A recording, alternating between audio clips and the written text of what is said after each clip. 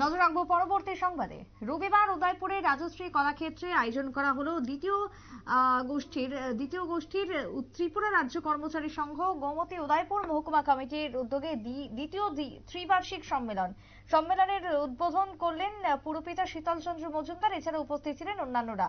কি বক্তব্য উঠে আসছে আজকে উদয়পুর থেকে, শুনুন। 2018 সালের 21শে সেপ্টেম্বর এই রাজস্বী কলাক্ষেত্রে প্রথম ত্রিবার্ষিক সম্মেলন হয়েছিল।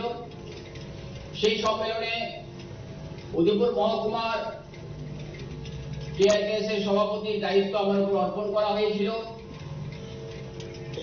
এবং সেই দায়িত্ব আপনাদের সহযোগিতায় আমি যতটুকু সম্ভব পালন করার এবং এগিয়ে নিয়ে যাওয়ার চেষ্টা করেছি।